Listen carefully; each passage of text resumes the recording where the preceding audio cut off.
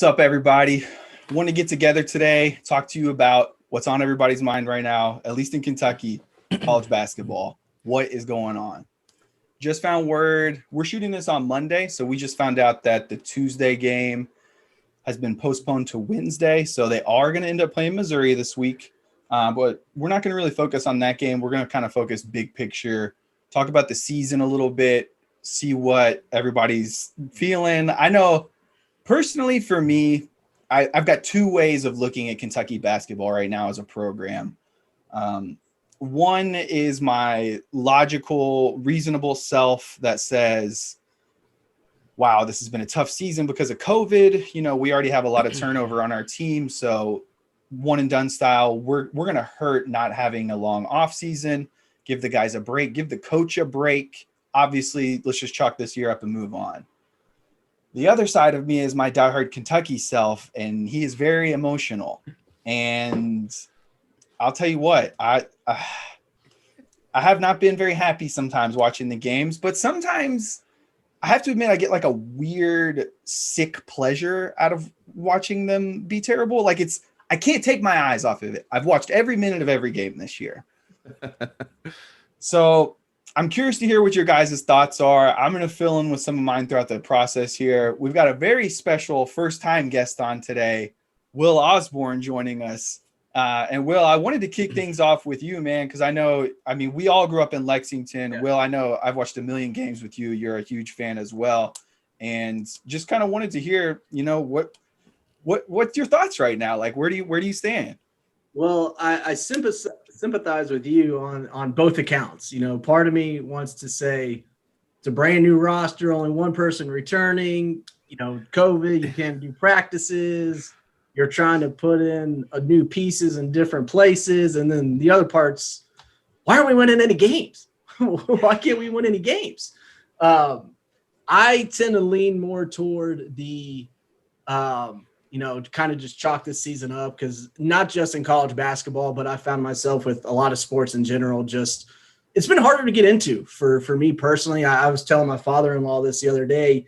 I found myself watching less random games. So like, you know, midweek Florida versus Missouri or something like that. I just can't get into it. Maybe that's because of the crowd or the atmosphere. There's nothing there. And that's the beauty of college sports. But as far as Kentucky, we knew coming into this year, I think there were some pieces that we thought were going to be a little bit better than what they have been, obviously with BJ and Terrence Clark being injured as long as he has. And just these guys don't seem like they've meshed well. It's difficult to just recruit by stars and rankings and then just throw together and put a team together and have them go play basketball. And maybe we need to revisit the team building aspect of it in a later conversation. But right now, like I told you guys, I'm more toward sympathizing with both sides. Absolutely. That totally makes sense. And I bringing up Boston and Clark, really this whole class has underachieved if you look at it, but I don't want to get into the specifics too much. I want to throw it off to Hewitt here. And Hewitt, I want to get your thoughts being our basketball mind here. And real quick, welcome back, Hewitt, to the Bodacious Exchange. Thanks, guys. Also, welcome, Will. I didn't get to add that in, but I love it. Welcome back again, Hewitt. Thank you. Let's hear it. It's obviously I love this podcast and I listen to every one of them. I kind of empathize with most of you guys, what you guys said. The thing that non-basketball people or people that aren't as involved with it, and they're like, what's wrong with Kentucky and Duke and all this? They don't understand that the guys that we recruit and the guys that sign with us, as soon as they graduate in high school in May, they're on campus. Like they have all summer to play together and to be together and to mold and everything like that. These guys met in October. Like that is crazy. 4 months that every other freshman class has ever had that they didn't get to have. And then so they meet, and then within a month they're playing a game in front of nobody in the stands, which, as all of us know, Kentucky, Duke, Kansas, all those guys, the crowds give you 10 to 15 points on any given night.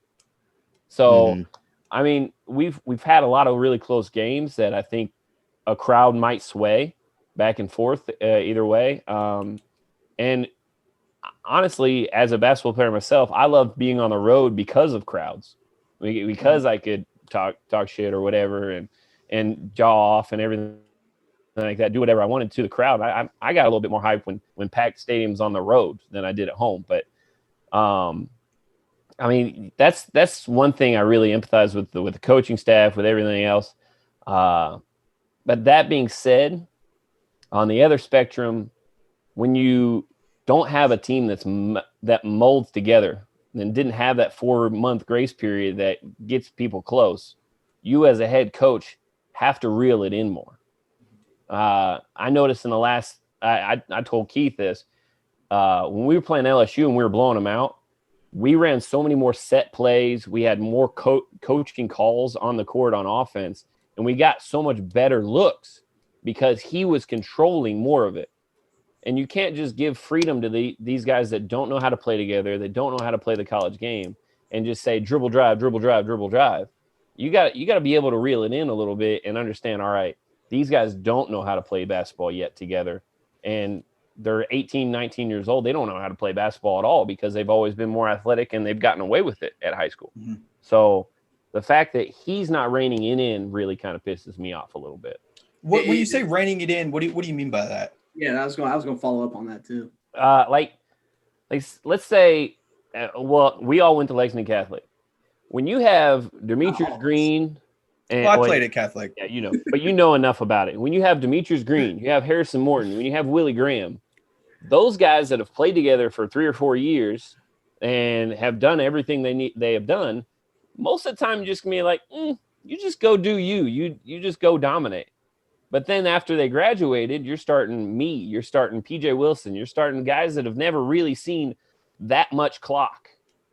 And yeah, we had different coaches, but at the same time, like those are the guys you're like, all right, they need to learn how to play basketball the right way. They need to know how to play together before you're like, all right, just go do you.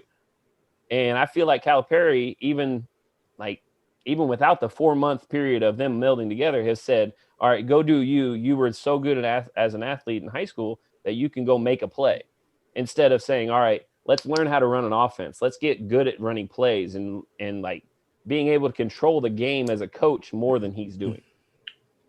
Yeah, and that's a great point. And that kind of, I want to follow up on what you were saying there. For us basketball people, I can watch a game and kind of pick stuff out, like play wise and stuff like that. But I don't know about the X's and O's part of that as much as obviously you do, Hewitt. And how we're into February. These guys have been together since October. What is the normal time frame for teams to start to gel and come together when they play together as much as this team has? That's the whole thing about having returners. I mean, you got guys that have built your program up that are still there. That's why the Iowas and the Gonzagas and those programs that don't traditionally have the one and dones are doing so much better this year, because they've already had that exposure, that time together over years that these guys have never had. So that's the big advantage this year for those veteran teams. And the one veteran that we did have coming back this year missed the first couple months of the season. Exactly. So that's what you've seen with last year's team, with Nick Richards coming back, and quickly in the year before that, you had PJ, and that veteran presence has been sorely missed. It is a leadership dynamic that this team does not have. And it's interesting because this is the first year that I've actually seen value in exhibition games. Yeah. I mean, not being able to have those, it doesn't matter if you're, up by 30 or 40, still you're out there, you're starting to gain chemistry. You're getting in the game time motion, I mean, like I used to kind of dread scrimmages, a little bit in football, just because I knew that we weren't there yet, but I knew that we needed it. We needed to get that time in on the field. So And I definitely agree about the crowds. Geez, man, especially having just such a young team. I mean, a simple jam and all of a sudden the crowd is electric. And then, next thing you know, the visiting team may make a bad inbounds pass, or we create another turnover or something, and then it's just completely different ball game. And that adrenaline, that's also been hard for me too. And I totally agree with you, Will. This is the first year where, like, if there's a random game on, I'm not watching it. Yeah. I'm not watching it. I would rather go watch like a children's cartoon than watch a damn random game right now. It's just not exciting to me at all. And it's like every time I get a notification, it's like, number 10 Oklahoma outlast. It was like, whatever. It just doesn't doesn't mean as much. I would like to know what you guys think about Coach Cal's comments. So I want to talk about Coach Cal. That's kind of my main focus these days. And I want to start just talking a little bit about last season, because I think that plays into this year. Because when you talk about, returning guys, and Calipari's teams, the best teams, have had a couple of returners, sophomore or junior, that actually got some clock. So when you look at last season, that was our year. EJ was back for a sophomore year. Nick was a junior. Hagens quickly. Yeah. I mean, 4 of our guys were returners, 4 of our starters. I was so excited to watch UK in the tournament last year just because just because of the guard play. And we were good. They could have made a deep run. I really think legitimately that team had a shot to win the title last year. I think they were great. They had great balance. They could beat you off the dribble, but we shot pretty darn well with not Hagens, but quickly. You can see what he's doing in the NBA right now. He's the number 3 rookie right now. And then Maxey. And with that point, how good was Maxey later in the year than he was at the beginning of the year, because of the leadership of the other guards that are just trying to help him along? We don't have any of that right now. No. So I brought that up because I really do think we had a chance to win it, because we were clicking at the right time. You know how Cal is. He does his Camp Cal at the end of December, and he comes back with some tweaks. That's the timeline when Shai Gilgeous-Alexander came out. So I think that's kind of why I'm as disappointed right now as I am looking at this season, because it kind of looked like we were starting to turn the corner there for a second. Like, the Louisville game was close. I mean, all the games, like you said, Will. I mean, we had a ton of games that were just a possession or 2 away. But then the losses started to continue to pile up. And we had that one big win at Mississippi State, the Dante Allen game, where he went off. Yeah. And I thought that was, like, I was texting you, Hewitt. I was like, dude, we look like a totally different team right now. Like, the ball is moving. Yep. Like, we're playing defense and creating shots in transition based off our defense, which opens up the offense and makes it a lot easier for everybody. And then we come back and Alabama smokes us. And I think watching UK against Alabama has been kind of the most stark black and white of one team versus one program in a forward-moving direction, and the other program maybe stalling or even taking a step back. And I want to get you guys' thoughts on this. Style of play.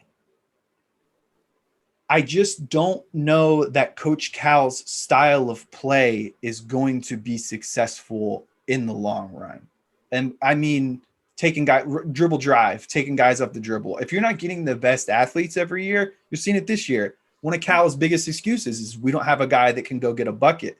That's on you, coach. You got to put a system in to get people open shots. Yeah, So hearing him, Juan, you bring that up, hearing him talk about that and kind of trying to pass the buck almost. It's like, dude, you're the one in charge. You're the one that put the team together. You're the one guiding the ship. Like, right. What the hell? And then you look at Alabama, and they're playing the new style of ball where they're shooting threes like crazy and they're spread out. And it looks like they're having a lot of fun playing. Like, watching us and our style of play is completely different. And it seems like an ancient – old school style that has kind of been passed by. Will, what do you think about that? Well, I think a lot of it has been hampered by the recruiting the last couple of years, where Calipari's used to getting the top-ranked guy, the 5th-ranked guy, like the Anthony Davises of the world, the Karl Townses of the world, Devin Bookers, those kind of guys. But then when you're missing out on those guys and you're having to settle down for maybe the 15th-ranked player instead of the 2nd, maybe he doesn't fit that system as well in a year that you expect him to, coming in and Kentucky fans expect him, oh, he's a 5-star freshman. Yeah, but he's probably not as mature or skilled as another guy that was ranked above him that probably Calipari missed out on, who's going to Duke or going to Kansas or wherever. So I think, and that's one of my biggest pet peeves in all of sports, is that coaches who force their system on their own players and not allowing their players to dictate what system they play. And I think that's what you're seeing, like you said, Keith, at Alabama, where Nate Oates is looking at his team saying, all right, we got a bunch of shooters and we got some guys who can take guys off the bounce. So we're going to put guys in the corners. We're going to drive. We're going to kick. We're going to step out. We're going to shoot threes. Threes are layups. And that's where the NBA is going. And that's one of the things that has kind of perturbed me a little bit about Calipari, where you say, you got to get your guys ready for the NBA. You got to get your guys ready for the NBA, except our style of play doesn't fit the NBA's mold. At all. And when you look at the past couple of recruiting classes we have, all of our best shooters are leaving. They're all transferring away or going pro. Like Hero, great shooter, went pro. But Jamal Baker, great shooter, transferred after 1 year. Johnny Juzang transferred. Like, is it our style, you think? Is it that they're not seeing the court? Is it a combination of kind of all of those things? Like, Hewitt, what are your thoughts on that? I mean, I like you guys said, the style, it just doesn't fit for a shooter. It's a dribble drive that you get athletes that get downhill. They're either looking for a lob for a big or getting to the rim, and they don't look for shooters like that. When you have shooters, you run plays for shooters, and we like the players we have. They don't really want to do that. They want to just drive and play because that's what Coach Cal got them there to do. So it's really frustrating to watch it. But unless you've hit 3 or 4, Cal's not going to run a play for you. Yeah. Like when Deontay Allen went nuts, they started looking for him. They started running double screens for him, everything like that. If he doesn't hit those first 2 or 3, it's the same shit we see every day. He's not going to change. What is your thoughts on the whole Dante Allen thing that happened where Cal just, I think that's kind of what has had the fans turn against him a little bit, is that he's not playing the Kentucky kid, and then he gets ejected. They play the Kentucky kid. He comes in, lights them up for 23 points or whatever, and then he's getting obviously more clock. And I've noticed too on the sideline that Cal, when he runs stuff for him, he expects him to let it fly every time now. If he's coming off a screen or he gets a shot, even just a slimmer of daylight, he wants that thing shot. And you can, with no fans there, you can hear Calipari lose his mind when he doesn't shoot. Yeah. Hewitt, when you're a shooter and your coach gives you that ultimate green light, you better let it go. You better let it go. I mean, but for me, twice. Honestly, like hearing Cal talk about Dante Allen, like pissed me off. Has continued to piss me off so bad. It's like he's throwing him under the bus because he doesn't want to admit that he was wrong for not playing him early in the year. That's what it seems like to me. And it's like he's trying to don't get mad at the kid for not, like, last game he tried to say Dante passed up on all these shots and stuff. I saw one for sure that was like, okay, he could have shot that, but he ended up it's not like he turned the ball over. We got like a shot clock violation. Cal has put a lot of pressure on this one kid this year. And I think what highlights that even more is how soft he's been on some of the other guys. Exactly. So it's like, if your whole shtick is come to Kentucky and you got to earn everything, you're going to compete every day, but, I don't want to hurt anybody's feelings and I'm not going to take somebody out of the lineup because this. And then, so Dante starts the one game, has a bad game, and then Cal comes back afterwards and is like, pretty much like, I told you so, told you he wasn't ready. It's like, dude, you're killing that kid's confidence. Like, what the hell? Yeah, he has kind of put his foot in his mouth quite a few times this year, especially with the I don't want to take anybody's heart comment about BJ. That was rough. That's what I'm saying. I'm like, wait, what? I don't want to take anybody's heart away, which I mean, I understand being sympathetic with the kid, but what's that tell the other guys like Dante Allen and Jacob Toppin, who are outperforming those guys, that no matter what I do, I'm still not going to get as much clock as they do because you don't want to take their heart. What about my heart? Yeah. That doesn't make any sense to me. Yeah. It's like they're all going to get participation trophies at the end of the season. What happened to Kentucky's not for everybody. No, it's not for everybody. And that's what these kids need to understand. That we had somebody cry and quit. And that's exactly what that should happen every freaking year though. Like you get all these recruits. You should have somebody be like, I'm not playing enough. I'm out of here. You should have that every freaking year. Well, it looks like we do. That. I know. I know. But like you should. Like when you're that good of a program and you have that good of a recruiting class, somebody's going to get left out. Somebody's going to be pissed off about not playing. And that should happen every single year. Yeah. Yeah. That's an interesting take. That's definitely it is an interesting take. It's a business. I'm not here to be your friend. I'm not here to be your father. Like you're making me money because I'm making you money. Like you're here playing on live TV every freaking game in front of, not this year, but 26,000 people so you can go into the next level and make millions. Like that's why you're here, because I can do that for you. And if you're not going to play the way you should be playing, get the fuck out. Well, here's the thing. And I'm just going to leave this as a question for you guys. Do you think Cal cares more about putting players in the NBA than he does about winning championships? Yes. 100%. Yes. I don't agree that he thinks that, but that's the perception. I feel like that he is completely satisfied with the amount of players that he has put to the NBA so far, and with the amount that he's going to continue. And that's the only reason he's satisfied with not winning championships, is because he's put so many people in the NBA. But I 100% think that. Yes, I think absolutely. I think that he's always been like that. I think the first few years until the Anthony Davis championship, he was seeking the championship. But since he got the championship, he hasn't given a shit about getting another one. Like he wants to have a good run in the tournament, blah, blah, blah. But even when his acceptance speech, when he came to Kentucky, he's like, I'm here because I bring the best of the best recruiting wise. And they all want to play for me because I can do what I do for them. He never once said, I'm here because there's banners in the air and I want to put another banner up. And he never said anything about that. He said, I'm here because I bring the best, and that's what I do. That's all he cares about, is recruiting and sending kids to the NBA. So, Will, it seems like you're on the opposite side on that. You think the other? I think the UK fan in me wants to believe the opposite. Obviously, that's the perception. It is. That's the perception of, when he's standing on draft night, when we had 5 guys drafted in the first round, saying this is the biggest night in Kentucky basketball history. Well, that made a lot of fans mad. Yeah. You didn't win a championship that year, but you got 5 guys drafted. Yeah, right.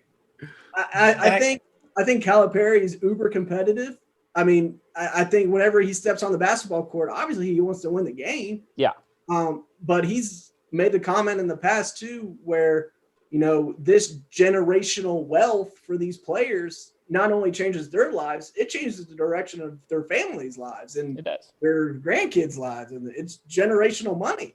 And I don't think he takes that lightly, obviously. And like you had said, maybe, that's become kind of a new mission for him, where he's looking at these families, where he's going in recruiting them and seeing their surroundings and looking at these players. Like, if you come to Kentucky and we do right by each other, this is going to change. And I think that's why he continues to recruit at the level that he does. But it's hard the proof is in the pudding sometimes when you look at it and some of the comments that he makes. And that's why I think a lot of Kentucky fans are starting to sour on him, is because of those kind of comments. Draft night's the biggest night in Kentucky history. Well, try telling, my 68-year-old dad who graduated UK and, watched the 78 team win the championship and doing all that. Like you're going to have a hard time getting those fans to buy into those kind of comments. Yeah. Totally. He needs to understand that, like, yes, Kentucky, like he hides behind the fact that he's so player first that he doesn't care about the fans. Like, he needs to understand Kentucky is not just the players. It is the entire freaking state and beyond. Like, I'm in Tennessee. There's people in Florida. Everywhere there's Kentucky fans everywhere. Everywhere, So yeah. He needs to understand, like, yeah, we understand you love your players. You want them to do well. You want to change their families' lives, all that stuff. Like you said, Will, it is true. you can get sucked into that as a coach and be like, well, shit, look how many families' lives I've changed. Look how they're living compared to when I was recruiting them. But it's not just the players; it's the entire Kentucky community that he needs to worry about. Do you think that's magnified so much because of this year, though? And big time, just big because time. they're not winning. Yeah, I think so for sure, and I think as a fan personally, it seems selfish now listening to you guys say that, like the way he's changing people's lives and families' lives and putting people in the NBA and making all this money. We talked about it in our preseason basketball show. I love watching the NBA simply because there's so many ex-Cats in the league. Yep. So, I mean, if you kind of take a step back and look at it and, is putting guys in the league, I mean, as a fan base, should we value that to some degree? Because it seems like a lot of people just kind of like are standoffish about that. I think there is a lot of value to that. But I think, Will, kind of like you said, this year, it's become obvious now. Like that was kind of hidden in the past, but now it's, okay, he really is more concerned about these players and their future than the program of Kentucky. Another thing that adds on to what makes some fans mad about that too is that we see guys go to the NBA who it's obvious they're not ready for the NBA. Mm-hmm. It's very apparent that some of these players that are one and dones should not be one and dones, should not be two and dones. And I think that's where a lot of the Kentucky fans who are getting burnt out on the roster turnover every single year. I mean, when we were growing up in the 90s, you get Tony Delk as a senior, Walter McCarty is a senior. We watched Ron Mercer, all those dudes. We watched these guys. Tayshaun. Yeah. Did Mercer stay till his senior year? I think he left. I don't know. early. I don't know if he's senior year, but he was there for at least 3. No, he left as a sophomore. Did he really? He only came 2. He was a highly touted freshman. But you grew with those guys as they grew up. You watched them from freshmen to develop as seniors, and that's where a lot is. I mean, who was the last senior that Kentucky had that actually stayed from his freshman to his senior year and was a contributor? D. Willie, Dominique Hawkins. Has it been that long? Derek Willis, probably. Yeah, and those are Kentucky guys, and that's Chuck Hayes. But that's. But him and Dominique Hawkins too were Kentucky guys, and that's where Darius Miller is another one. If you can get a Kentucky guy like Dante Allen, you're gonna protect your own. You're gonna cling to those guys because you feel protective of them. Yep. Which I think it really made me even more angry at Cal with that whole situation with Dante Allen. It's like, he's the Kentucky guy, man. Give him if you're going to give anybody an easy pass, make it the homegrown kid that the fan base loves. Like, give me a break here. I mean, not often does the state of Kentucky nowadays produce high-level, like Kentucky caliber Division I basketball players. I think, the kid from Dunbar that's playing at Western now, Hollingsworth. Mm-hmm. Should he have been offered a scholarship? Should you start looking at more guys like that? I think so. I think the other side of that too is those kids are like, I'm just going to get recruited over. I want to go somewhere where somebody actually wants me and I can contribute. Mm-hmm. That's that's a catch-22. I in our last time I was on the show, I told you guys that I was so tired of dudes playing and competing against Kentucky when they were playing for Louisville from Kentucky.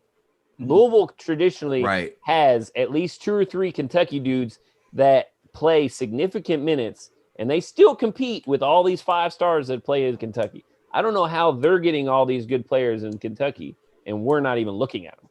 That's what it just upsets me. That's what I'm saying.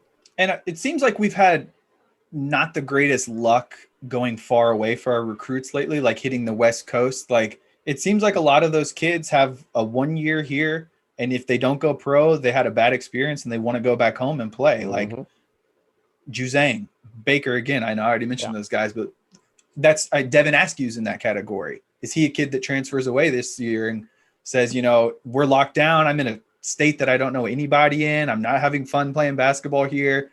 Let me go back and at least be around my family and play ball in California next year. I could see him leaving. I hope.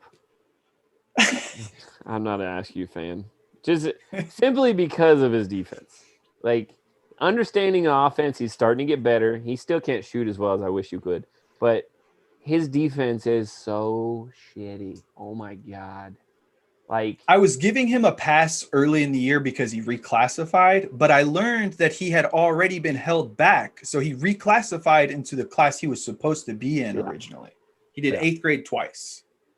I just get upset when he's standing in the middle of the lane and somebody else gets driven by and he's in help side and he like goes away. Like he's like, oh yeah, charge coming, help side, anything. Nah, I'm going this way. I'm like, what the hell, dude? Step up and do something. And then when he gets driven by and the bigs don't come and wipe stuff off the glass, he's like, where are you at? And I'm like, motherfucker, you do nothing on defense. I think that's the way we coach defense, though. We but funnel guys to our back line defenders. Yeah. And I mean, if Isaiah Jackson's not in the game this year, we're not doing anything with it. Shot. Yeah, dude. I didn't want to saying like they drive by our bigs sometimes. Like they'll space us out and drive by our bigs, and obviously they're not going to be the one on defense. And he's standing in the middle of the lane. Like, do something. Take a charge. Jesus. Just flop. I don't care. Just do something. It was weird seeing Askew come in just because he looks nothing like any of the point guards that we've had over the past decade. Like he was he really the number 1 point guard in the class last year? Like, really? I hope not. But I don't want to hate too much on Devin Askew. I actually think if he stays, he could be a really solid player for us. He's got the one thing you can control. He plays hard. He seems like he wants to be good. He seems coachable. I see that. Yeah. And like I said, with his offensive game, he's starting to get it. He's starting to develop, and you can see that him and Coach Cal and the other coaching staff, like they're starting to meld together. But defensively, he's just got to be better. Like he's just got defensively, the whole team has got to be better, though. I mean, there's really nobody on our team other than Jackson that you're gonna say is like solid. Yeah. But I do think, Askew played great against LSU and we won, and then he's been pretty bad since then. But it just seems like he's lacking confidence in a severe way, and it doesn't. Something that we haven't touched on that just popped into my head that's kind of was a turning point in the season this year was the Florida game when we took a knee. It seems like Cal kind of like half defended the players and then heard all the heat from the rednecks and the fan base and was like, I kind of want to get on their side too. So he's kind of taken this like trying to have a foot in both worlds approach to it. And for me, that was kind of like after the Florida, like things really started to aggressively go downhill since that point. Mm-hmm. Oh, I agree. I thought his comments were after the game, like you said, like I thought he was okay, and then all of a sudden he's changing and agreeing with different people, and you're like, dude, just be behind something. Like just be solid on one thing. But he's been wishy-washy on a lot of different things this year, especially with the media. Like just some of his comments are just, I don't know. KSR on a lighter note,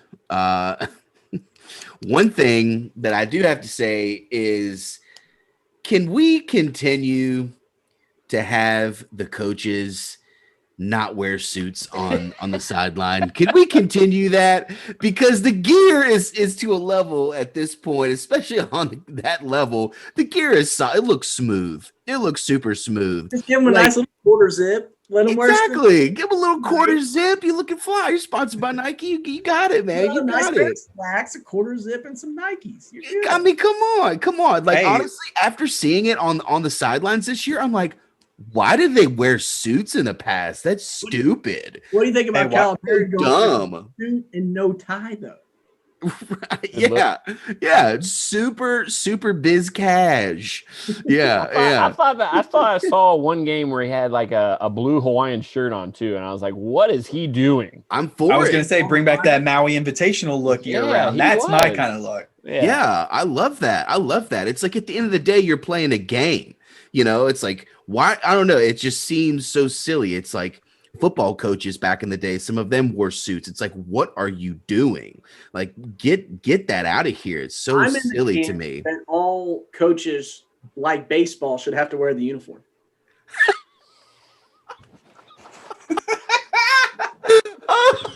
Coach Cal in warm up. It's just like a full warm up suit. Baseball managers, they wear the whole. They got a number on the back. They got the whole get up.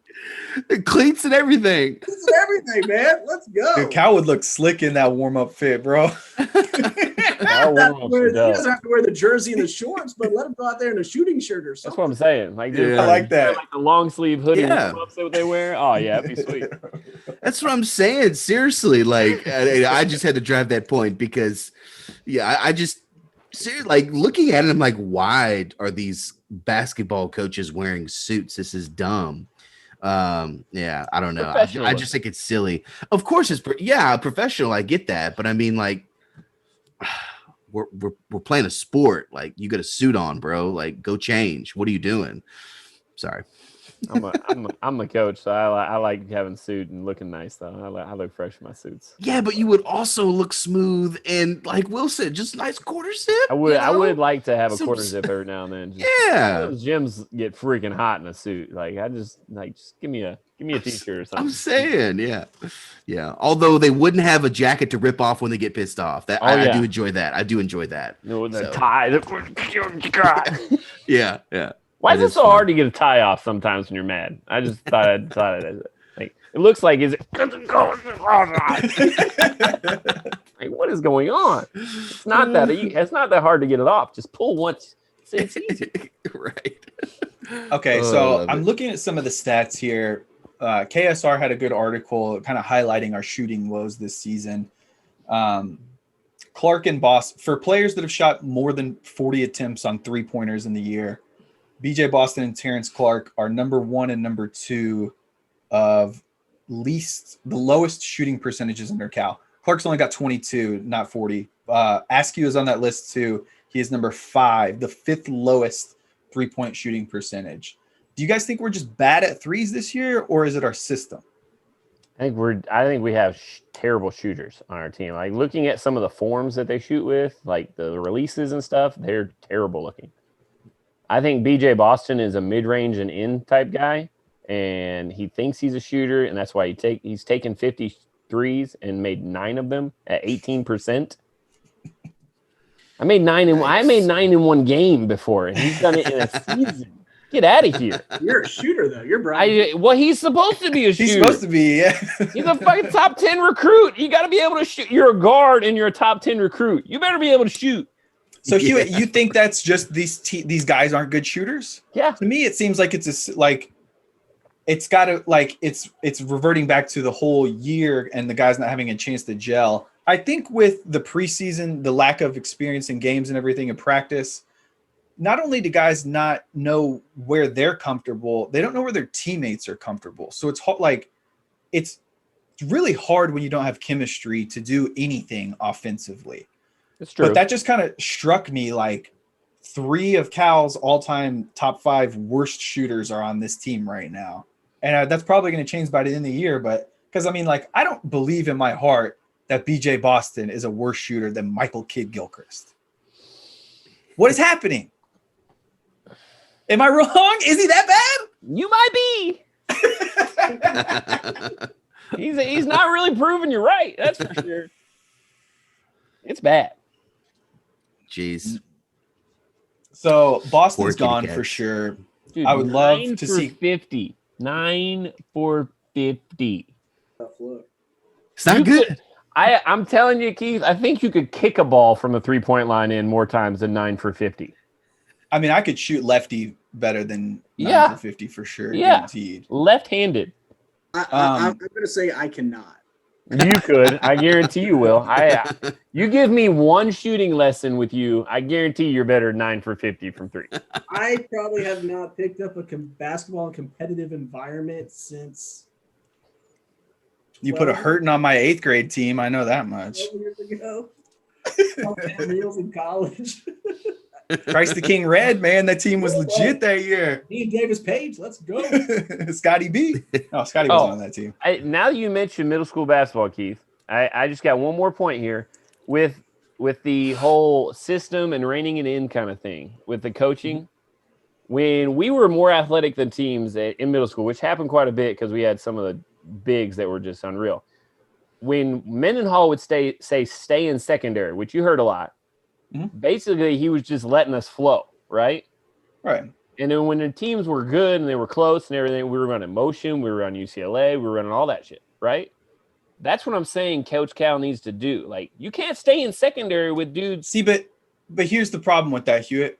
We played together for 3 years at that point. I know, but this team has been together for just a couple months. So it's hard to say we need to run set plays every play because we don't have that many set plays. They just don't know that many.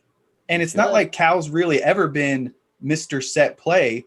We really just have a lot of like dribble handoffs and attack the rim. Like, it doesn't seem like there's ever really been an offensive like system in place. No. And I think for me, that's kind of okay.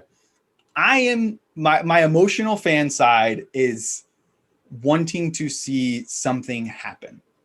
And I just, with the evolution of basketball has clearly gone away from feeding the big in the post and playing Tubby Smith style ball. You know what I'm saying? Like, basketball is just not the same anymore as it used to be. And seeing 3 of Cal's worst shooters on this one team, he clearly does. Like, does he just not care to change? His system is not compatible with that? Like, I don't know. Like, I'm just confused as a fan trying to figure out like where his head is. And back to the point with if he's a good shooter or not. Dante Allen. Dante, sorry, my bad. Deontay. I know, I've said it like 4 times. I like Deontay better than Dante. He is 23 of 50. Has not played together with any of these dudes either because everybody's a freshman or a transfer in besides him. And why is he shooting 46%? He was on the team last year though, but he is a great shooter. He's a good shooter. Did he tear his ACL in high school? I don't think so. Yeah, I think he did toward the middle or end of his senior year. That's why he had to redshirt. Well, he was nice at Pendleton County though.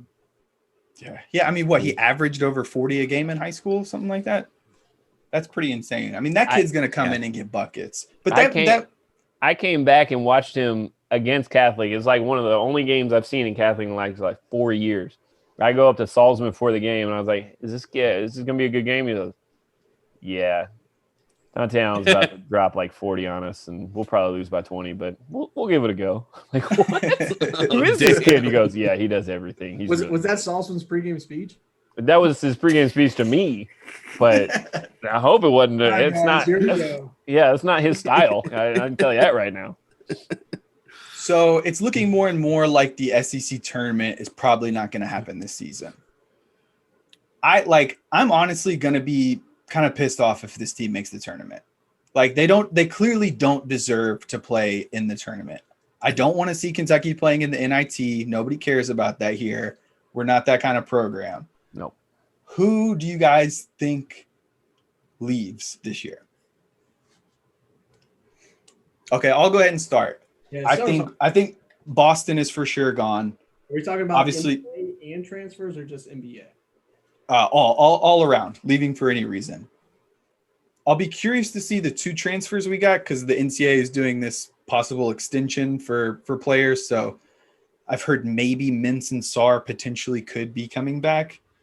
I like Davion Mintz a lot, honestly. I think he's been an important piece for this team.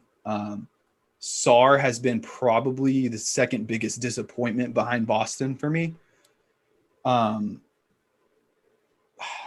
mean, I think Jackson's probably gone just because of what he's done with his draft stock, being an athletic shot blocker. I wouldn't be surprised if somebody like Lance Ware transfers away, as much as I don't want to say that. I like him as a player, as a 3-4 year guy. Not getting enough PT.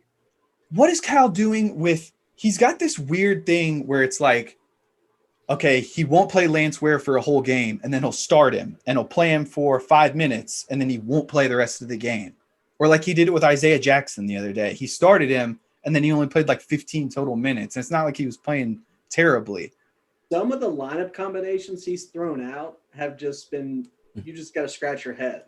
And some of these lineups, and like we've all touched on before, you're playing Ware and Sarr at the same time when they should never be on the floor at the same time.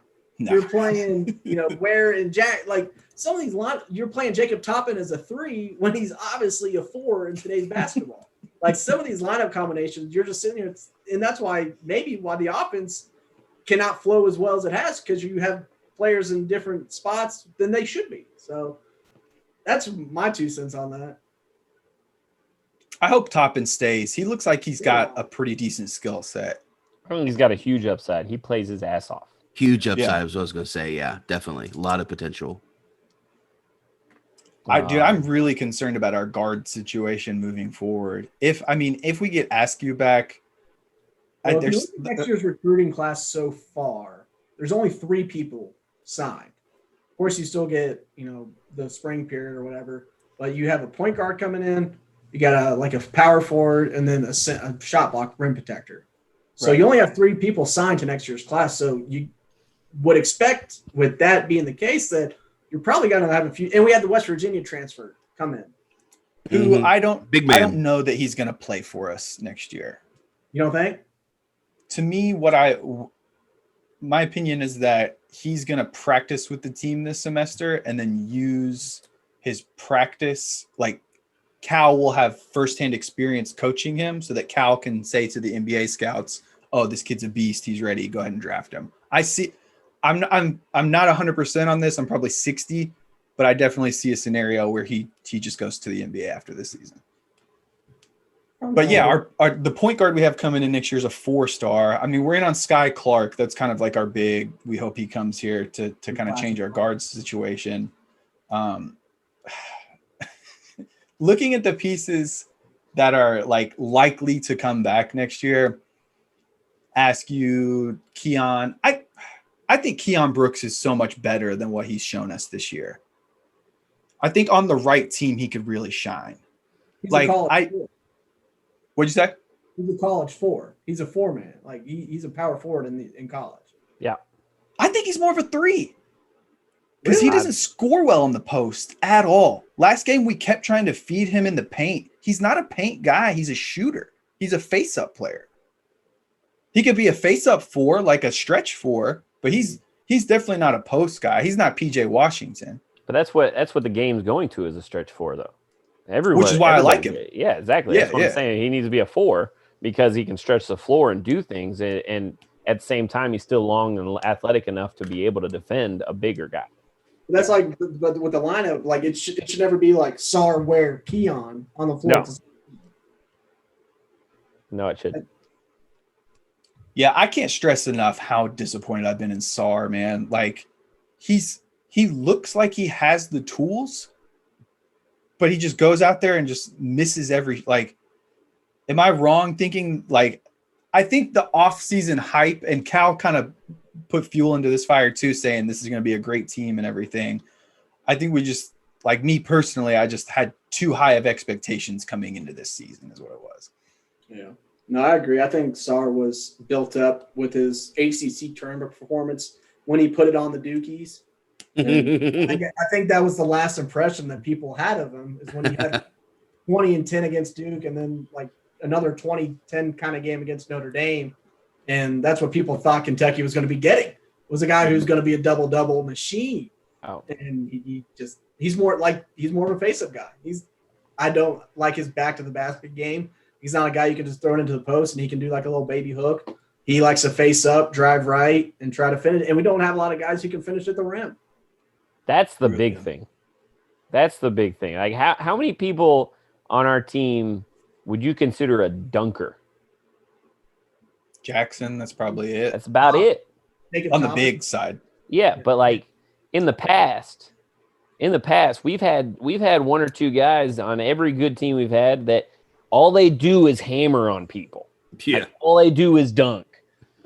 And our best teams have been like that. Like, we need somebody in there that, like, when he gets their hands on the ball and he's in the paint around the rim, that rim's coming down with him. Like, or he's bringing people up with him to the rim. Like, we don't have that. They're getting pushed around the paint. Like, they don't have any size. It's frustrating. Yeah, our post game is weak this year. Like, none of them can finish through contact. And I think that's our biggest toughness is really our biggest thing this year that we lack. Jackson has no offensive game at all. Lance Ware, as much as I love that kid, he's really not great at finishing around the rim. Very raw. Toppin's got a pretty money mid-range game. I've seen him knock down plenty of jumpers. Mm-hmm. But yeah, we don't have a guy that's a post scorer. That's interesting. No. We're terrible at shooting threes, but we also can't score in the paint very well either. And we're 5-10. Yeah. And we wonder why. We can't shoot. We can't score in the paint. What are you guys' thoughts on if Kentucky, Duke, Michigan State, North Carolina, if these teams don't qualify for the tournament, they should just have their own worst four. They should have a showcase. Showcase the former champions. Yeah. Welcome to the Shitty Blue Blood Showcase. Well, we had the champion showcase with those teams. Let's just have a shitty showcase. Yeah, exactly. Well, I see every time we lose, everybody's like, oh, well, at least Duke and North Carolina suck this year too. Is North Carolina that bad? They're really not that bad. No. And I'm trying to find their record on the season right now. I mean, they're not as good, but they're not terrible. They're not 5-10. I can tell you that right Yeah, now. they're not 5-10. They're 11-5 overall. That's not terrible. They're in 5th place in the ACC, and then Duke is 7-5 overall. Duke's not that bad. Duke's got some players this year. They've got some players. That the biggest thing that hurt Duke this year is they just haven't played a lot of games. I mean, they've had so many games canceled for COVID. I mean, the last game they played, they looked their best, but the other team had 3 more games than them. And I know that's not a lot, but when you have, just like Kentucky, a revolving roster and you don't get that time like we've, touched on to be able to build chemistry, what can you expect, unless you have a Zion or Anthony Davis or, some game-changing athlete like that. Neither team has that this year. Do you see that dude dunk on the Clemson guy?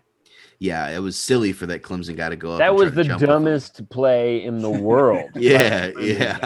That's What's the that biggest kid's thing name? I took. Jalen Johnson for Duke. He's a baller. He can ball. Dude, he He's had a projected head top start, 10 right now. and he's a Duke athlete.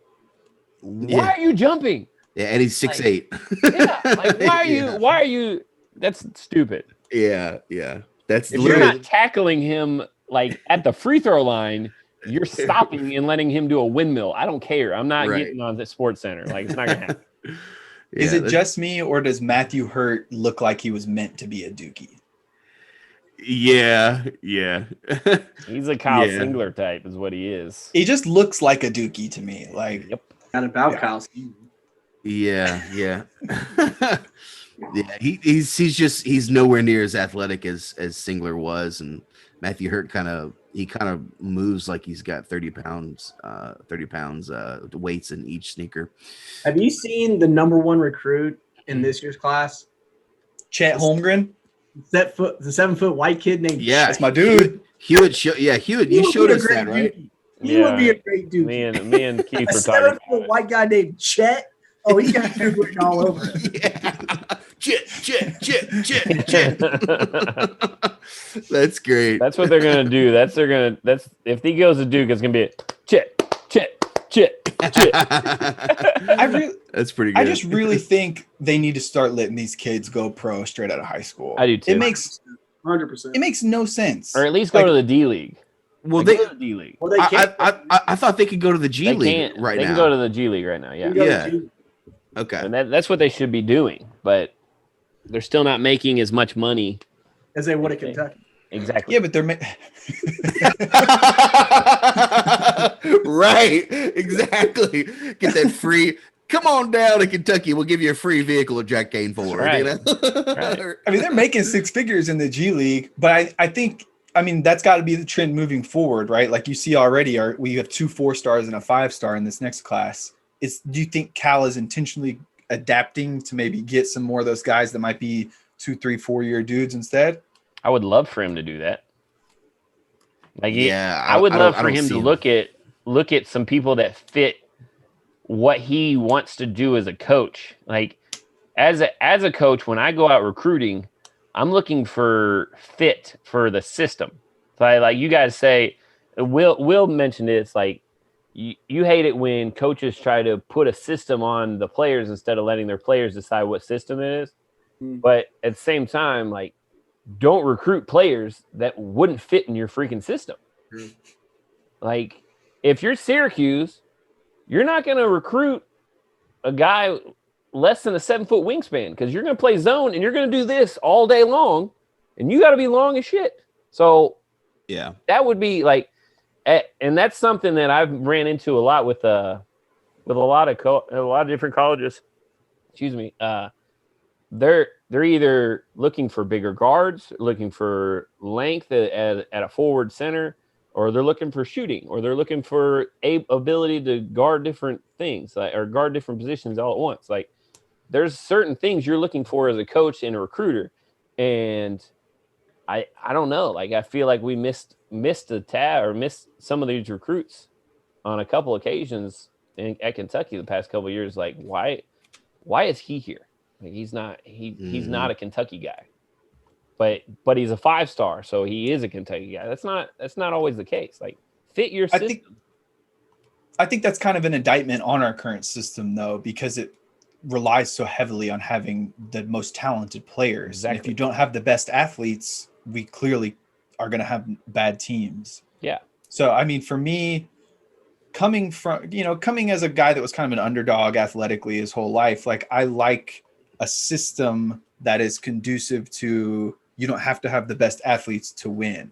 Yeah. So when Kentucky doesn't have the best, like, we're trash right now because we don't have anybody that can get their own shot. So, like, how long can you continue to use that system when you're going to have these huge highs and lows, and how long is the fan base going to put up with it? And it seems like this year is how long. Like, yeah, I've never experienced a fan base so riled up. Like, even during the Fire Tubby years or the Billy Clyde years, I've never seen people this mad about UK basketball. You remember the Billy Clyde years? I mean, there was only 2 of them.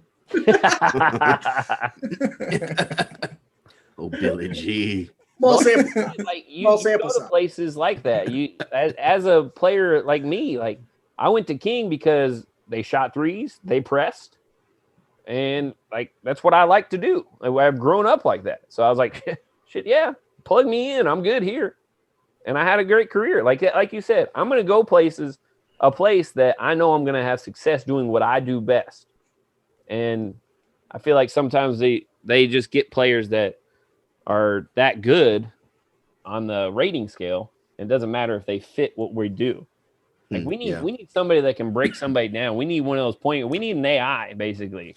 Or like, it seems like he doesn't care about fitting the system. He just cares if this kid's talented enough to go to the NBA or not. And if they are, I'm going to give them enough minutes that they need. Yeah, that's what I'm trying to say. Like over under Calipari seasons left at Kentucky 3. What do you guys think? On the spot there, I'm saying under. I'm going to go over because I think once there's fans back in the stands, once things calm down, once this season is long forgotten, which people have they're quick to forget. I don't know, man. People Kentucky fan base hold on to grudges. Like, we still remember that 2013 going to the NIT. It is a different fan base. You're right. It'll be 62 in a week and a half. 62 years young. He's always said he doesn't want to be that guy that's coaching like way past than he should be. I think, can we put it at 3.5? Yeah, because I was thinking 3 might be bet the lineup on me. I was thinking 3 might be the magic number. Yeah. Get into 65.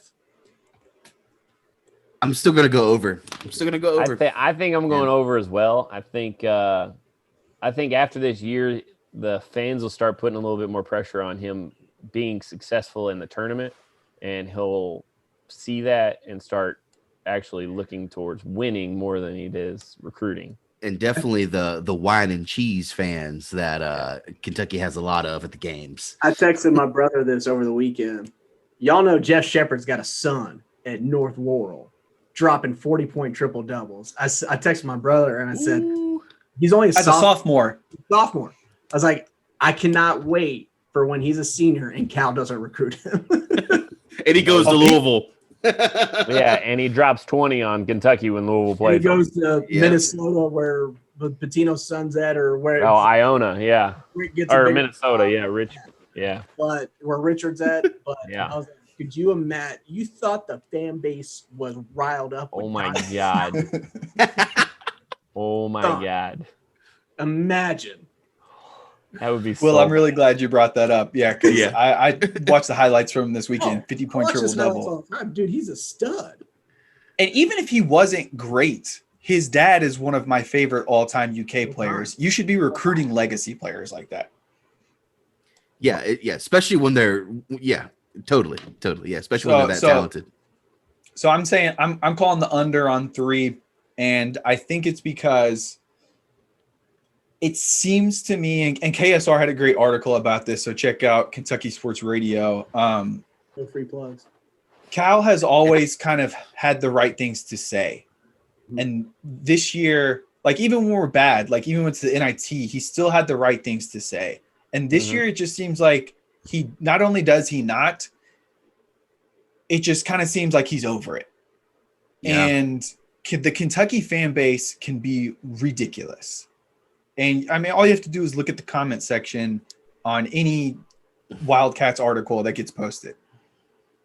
And I think, like, especially with the kneelings, like the pushback he got from when the team kneeled, whether you agree with it or not, it really looks like it's taken a toll. And he's just kind of at this point, like, fed up with the fan base.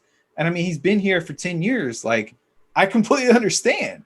So, I mean, I honestly would be surprised if he stays if he stays longer than 3 years, I'll be surprised. Do you think it's the toll that he's taken from the fans, or do you think he's just finished with this year because of all the hurdles and everything else that they have to jump through and the lack of success he's had this year?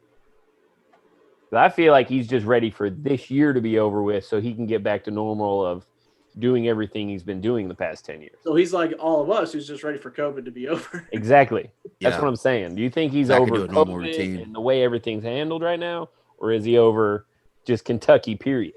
Well, I think it's a little bit of both, but I mean, COVID's not going away this year, so he's going to have to get used to that to some degree. It's not like next season COVID's going to be completely eradicated in the U.S. So if it is a COVID-related thing, that might wear him down even more exponentially next year. Good.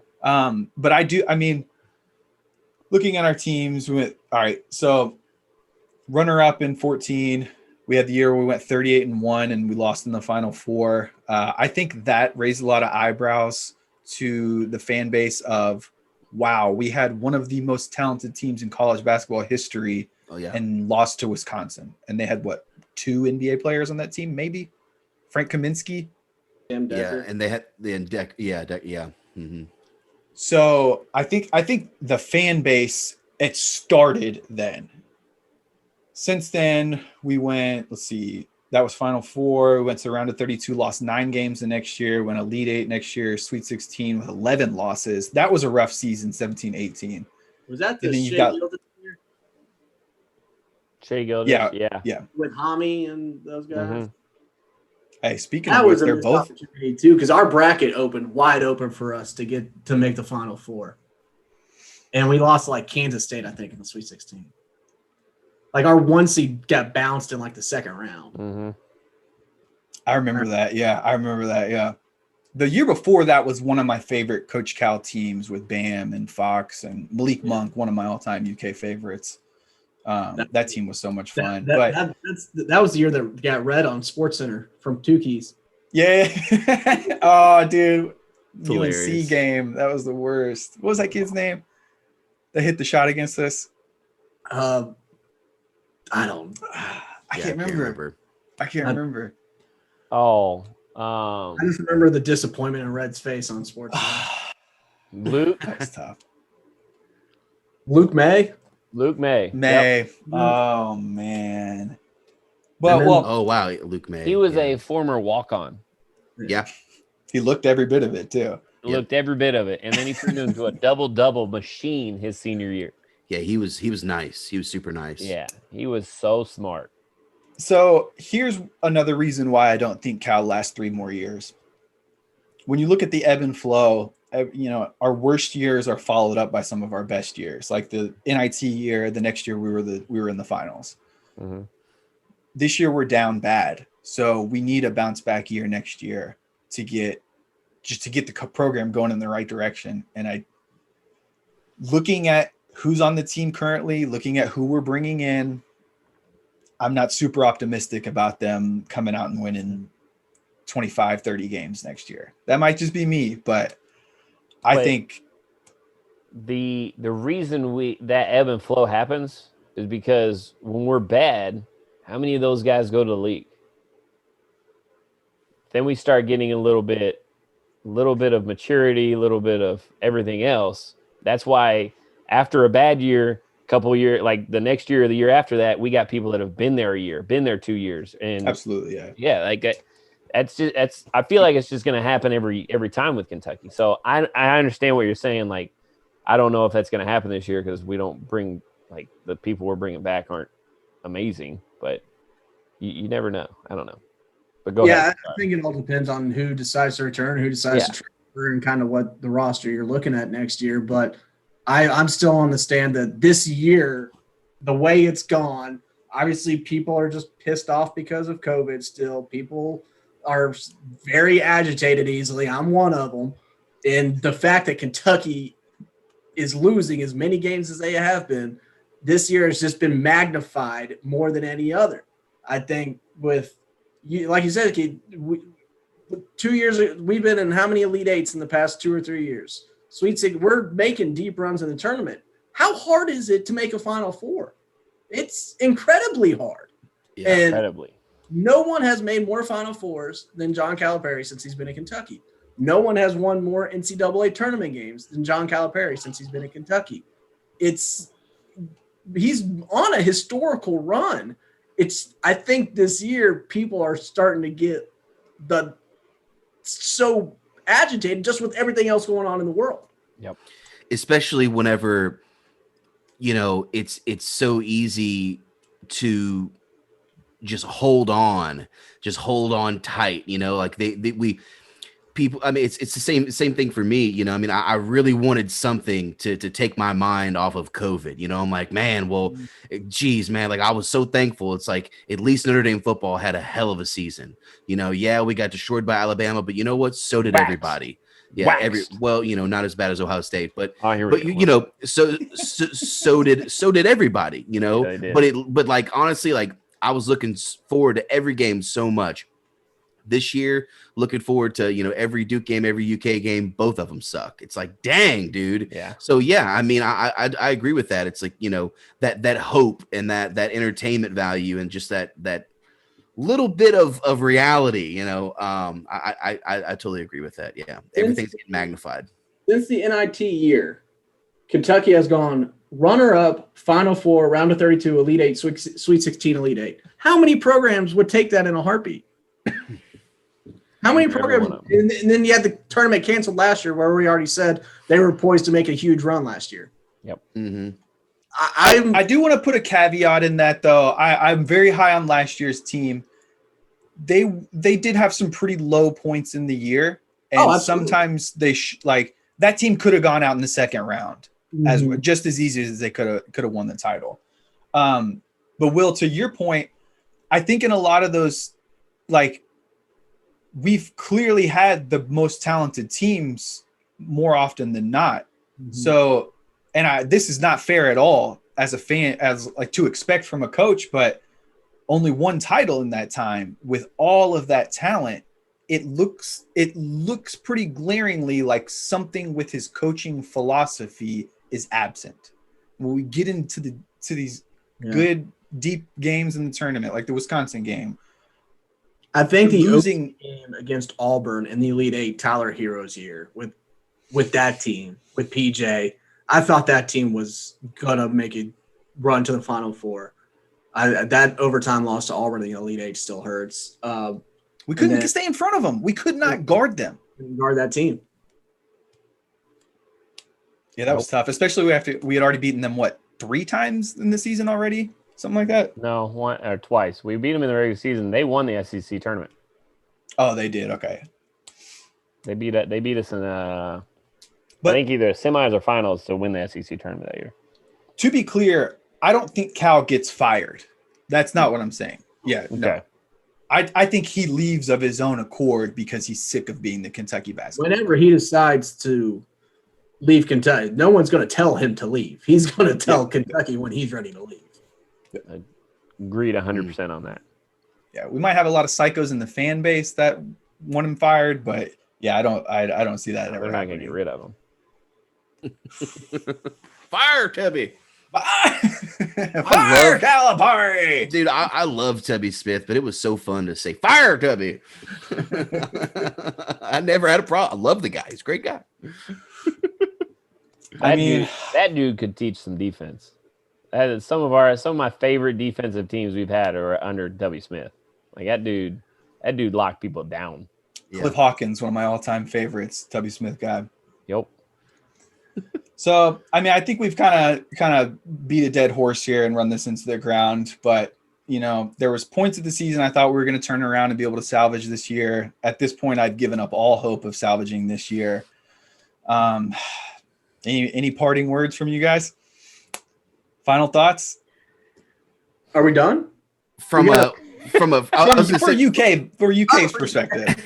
From a bit of an outside perspective, I do watch every game that I can, and I always like to see the Cats win, no matter what you guys think. But from a bit of an outside perspective, I think we'll hit it. I think it's just it is everything we talked about. I totally agree with, and it is tough to see. And there's been a lot of red flags. There's been a lot of question marks. There's been a lot of things I think could have been done differently this season with this team, but I think it's just getting blown way out of proportion, and I think they'll be fine next year. I think they're obviously they're not going to make the tournament this year. And hopefully they can. I know, do they do early enrollees for college basketball? I know they do for football. Hopefully maybe we can get some of those guys in there early. Try to build some of that chemistry, because the COVID protocols, they may lighten up, but they're not going to go anywhere for next season. So that's my thoughts on it. I think it's all up to not necessarily recruiting, but having a preseason. The fact that they weren't allowed to see each other all summer, basically this past year. If we're able to do that next year, then I feel like we'll be on the uptick a little bit more than they were this year, obviously. So that's kind of my last 2 cents there. Yeah. Something I forgot to mention is that we did beef up our out of conference schedule this year. So our schedule was unreasonably difficult this season. Not that that's an excuse for everything, but that's true. Our schedule has been tougher than normal. Yeah. We don't have the cupcakes that we usually do. But yeah, Will, sorry to cut you off there. No, I just agree with what, especially everybody said already. Hewitt made a great point about the preseason. It's when you have this much roster turnover, as Kentucky's had, where you only return really one guy who logged any minutes at all the previous year. Then a pandemic hits and you can't play summer ball. Your practice time's limited. You're obviously going to go through some hiccups. And I think a lot of people, including me, expected those hiccups to be short-lived. But I think a lot of Kentucky fans are starting to see the other side of the tracks and getting hit in the face with a little bit of reality of this is how basketball teams are usually built. And when this turnover year after year, especially with these unmitigated circumstances that happened this year, we came back down to earth and we got humbled a little bit, but we're not. I truly don't believe Kentucky's going to be at this stage for long. No, and one more point: how many? We're in the SEC. Name another SEC school that it's traditionally a one and done school. Yeah, none. Florida. Yeah, kinda. Not really though. Kinda. Not really though. Not really though. But that's what I'm saying. No other SEC school is a one and done school. Therefore, almost every, if not all other SEC schools are veteran-laid teams. Bama's got senior guards. Bama's guards are unreal, by the way. John Petty's been there for 30 years. Yeah, he was there with Claxton. I was in middle school when he got there. He's one of my favorite players right now in college basketball. He's fun to watch. He was there for Perry Ellis. He was there forever. Yeah, at Kansas. Yeah, he was there forever. Wayne Chisholm at Tennessee. He was up to here. Yep. He was all right too. He was good. Solid. All right. Well, I guess that wraps it up for the UK talk here. We got some mixed opinions, I guess, if you could sum it up. But I do agree with you guys. I think we're down but not out, and I don't think we'll be great next year, but we can't be worse than 5-10, right? Not a chance. Let's hope not. Fingers crossed on that. Let's hope not. If we are, we might have to get on another podcast to talk about it. Yeah. And from an outsider's perspective, as much as you do think I hate it, I do love seeing Duke lose every single game. Yeah, I love it. That's a whole other topic. That's a whole other conversation.